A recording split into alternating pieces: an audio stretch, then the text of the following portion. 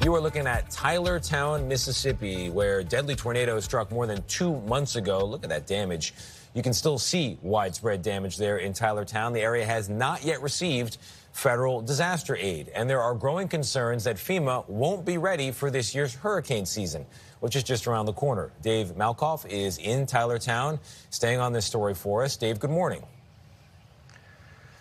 Good morning, Tony. This is what remains of a big, sturdy cinder block building that was on a property this family has actually built over the last 56 years. Large chunks of the town still look like this. The tornado was in March. President Trump still has not signed a disaster declaration that would free up money to help them rebuild.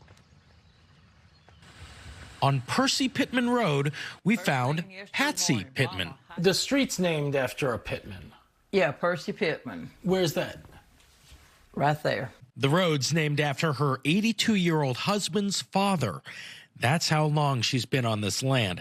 69 days ago, a tornado blew down their house. Are you sleeping in your own bed?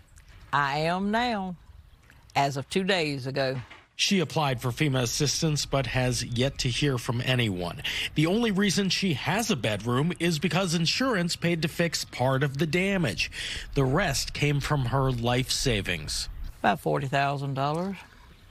Do you have $40,000 to spend on repairs? What I've saved for all my life. Less than 5 miles away, Dorothy Yarborough tells us, we were interviewed by FEMA within the next couple of days. Right after the tornado? Right after the tornado. She's been on this property since 1975 and hasn't heard from FEMA since the tornado took everything. So this was donated by a church. This wasn't FEMA, right? Right. No, not FEMA. Across the country, governors have 21 requests into the White House for emergency disaster declarations. 2 of them have been denied, and the other 19 are waiting for a decision, including Mississippi. How does that make you feel? A little disappointed.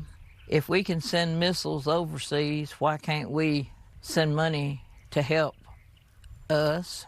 My opinion is your priority is your home. Now, it's not unusual for these FEMA requests to take weeks or months, but in the last 4 out of 5 times this has happened in Mississippi, those were approved in 2 months, and one time it actually happened in 48 hours. Now, Nate, we did talk to the White House late yesterday, and they got back to us. They said that President Trump looks at every single one of these requests, but he is also leaning heavily on the states to help out their own people. So that's where we stand, 69, 68 days since this tornado.